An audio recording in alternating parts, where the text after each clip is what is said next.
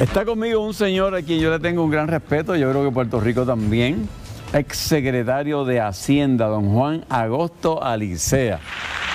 ¿Cómo están las cosas? Don Juan, ya lo habíamos mencionado en otra ocasión en el programa, pero como la gente tiene memoria corta, en su carta de renuncia como secretario de Hacienda en 1989, usted hizo una advertencia que parece estarse cumpliendo, la profecía celestina.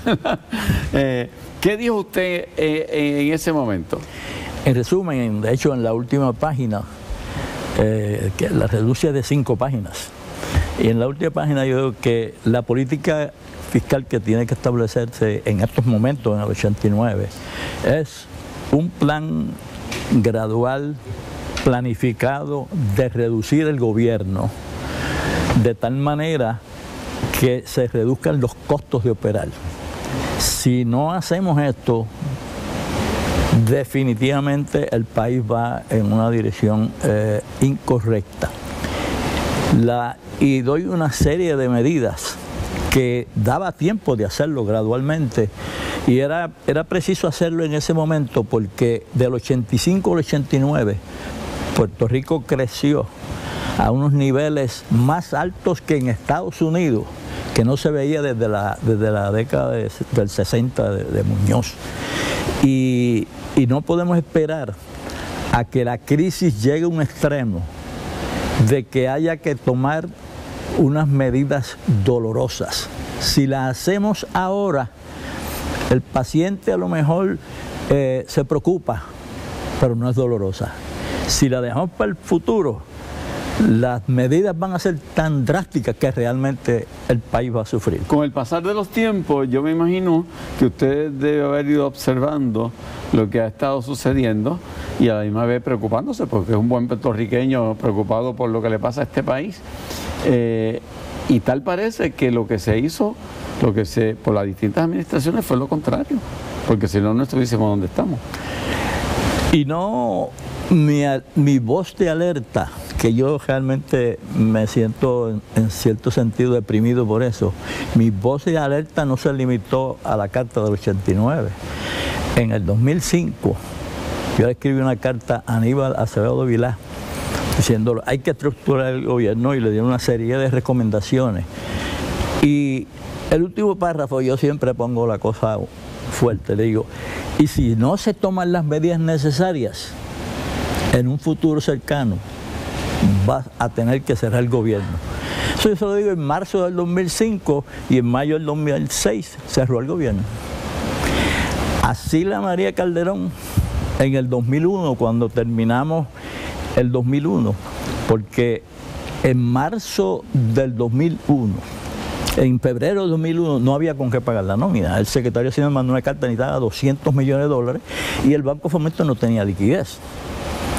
Y tuvimos que hacer una reunión de emergencia en Fortaleza a las 8 de la noche para pedirle a la gobernadora que nos autorizara para transferir dinero que las agencias del gobierno tenían en los bancos privados para darle liquidez al banco. Y lo hicimos a las 8 de la noche por razones obvias, no hay prensa ni nada. Y sí la aprobó la recomendación nuestra de $500 millones, que no pasara de un 20% para no afectar la liquidez del banco. Pero nos dijo que esto no se podía decir. Vamos a hablar del futuro, esto no se puede decir. En el 2011 yo digo eso en el libro. Nosotros en 2 semanas transferimos 500 millones de la empresa privada sin enmendar la ley ni nada, porque la directora nuestra del departamento legal hizo una investigación legal y determinó que el banco de las agencias es el Banco Gubernamental de Fomento desde que se creó en el 1942. Tú vas a tomar un préstamo a un banco privado, lo primero que te dicen antes de aprobártelo es que tienes que transferir las cuentas para ese banco. Claro. Entonces el Banco de Fomento está dando línea a todos los municipios, dándole línea de crédito a toda la agencia, y el dinero lo tienen depositado en la banca privada.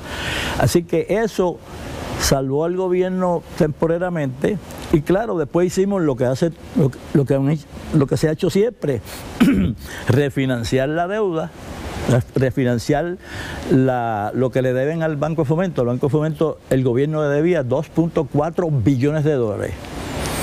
El 61% de ese 2.4 billones de dólares eran dos factores. La tarjeta de salud, que se estaba financiando con línea de crédito del banco, no se llevaba gasto, y la privatización de acueductos, que desde el 95 al 2001 acumuló pérdidas por 990 millones de dólares, dirigida por los franceses, que se supone que eran unos expertos.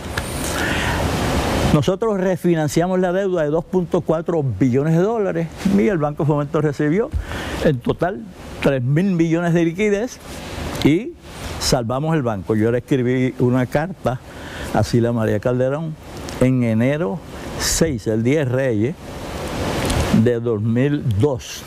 Terminamos el primer año, salvamos al banco, pero hundimos el Fondo General porque el préstamo de 2.4 billones había que pagar 225 millones al año. ¿Y quién lo va a pagar?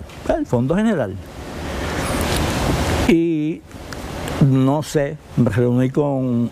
es la única carta que yo escribí que es a mano escrito. Y la gobernadora, por varias razones, pues no se atrevió a tomar la decisión de reestructurar el gobierno y siguió haciendo un poco más de lo mismo. Le encomendó al secretario de Hacienda que hiciera un estudio contributivo. El estudio lo pagó el banco porque Hacienda no tenía. Y ese estudio, que costó 3 millones de dólares, recomendó el IVA. Como la decisión se tomó un año más tarde, el informe salió en el 2004 y todo el mundo sabe que no se puede aprobar nada en el año de elecciones. En el gobierno, en el primer año tú haces cambios drásticos, en el segundo año haces cambios menos drásticos y el tercer año en adelante no haces nada. Ese es uno de los grandes problemas, don Juan, que tiene nuestro país. Uno, decisiones administrativas como la que usted muy bien ha descrito, y el otro, este asunto del reeleccionismo que limita la libertad del incumbente para tomar decisiones correctas, aunque sea en año de elecciones. Porque lo que ha pasado durante estas 2 décadas, digamos, es que los políticos planifican para ganar las elecciones. Así que la planificación es por 4 años. La planificación tiene que ser a largo plazo. Claro. Y para tú planificar a corto plazo, ganar las elecciones, los proyectitos son de más dádivas. Claro. Y eso el pueblo se entretuvo con eso, y la verdad que la dependencia en fondos federales y la dependencia en las ayudas locales nos asfixia, nos ahoga. Y hemos creado una sociedad que depende mucho del gobierno. Esos informes que salen con las firmas de personas que uno no puede pronunciar ni el nombre porque son de sitios lejanos y que proponen distintas cosas, ¿qué le parece a usted cuando las lee, usted conociendo de adentro la naturaleza del sistema fiscal de Puerto Rico?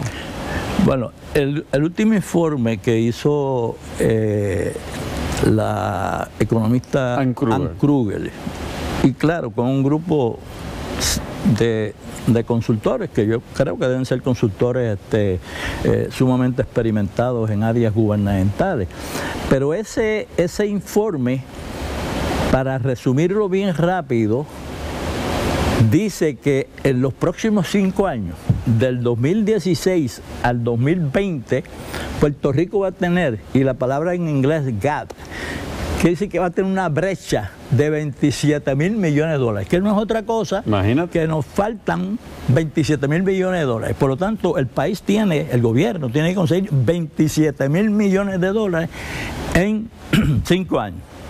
¿Cómo lo conseguimos? Pues ahí viene una serie de medidas y cuadra matemáticamente. 11.9 billones de dólares de más ingresos y menos gastos. O sea, se van a legislar más ingresos y se van a reducir los gastos. 11.9 billones de dólares. ¿Cómo? Pero como también se va a invertir en desarrollo económico, dice que el desarrollo económico va a producir un aumento en los ingresos de 1.9 billones de dólares. Total que va a producir el gobierno de Puerto Rico con esas medidas, 13.8 billones de dólares. La brecha que tenemos que conseguir es 27.000, nos faltan 14, y esos son los 14 que queremos sacar sobre el bolsillo a los bonistas. Pero ¿cómo vamos a hacer eso? Ese plan es un plan que matemáticamente cuadra. Pero a mí me parece que no es viable, no es ejecutable, porque todas las medidas, 7 de las medidas, dependen del gobierno federal. Y ellos han dado muestra de que no están muy dispuestos a ayudar. Le estamos pidiendo al gobierno federal que nos dé igualdad en Medicare y Medicaid, 2.000 millones de dólares, 2 billones. Le estamos pidiendo al gobierno federal que extienda el crédito contributivo que tienen las empresas exentas, que vence en el 17, que lo extienda por 5 años más, que son 2.000 millones de dólares más, es el 20% del ingreso del país. Que nos incluyan en la ley de quiebra, que eliminen la ley de corretaje, que nos den flexibilidad en la implantación de cambios en el salario mínimo federal. Todas estas medidas dependen de allá. Y del Congreso, la gran mayoría del Congreso. Un Congreso republicano, que tú sabes bien, que no se ponía de acuerdo ni para elegir a su propio presidente. Exactamente. O sea, la situación yo la veo bien difícil. Yo creo que hay que escuchar voces sabias, personas que tienen, o sea, está bien que se contraten asesores extranjeros, pero aquí hay mucha gente que sabe mucho de la situación fiscal del país y se le puede consultar también. Don Juan, siempre es un placer tenerlo aquí. El placer siempre ha sido mío. Muchas gracias, maestro. Bueno, Gerardo.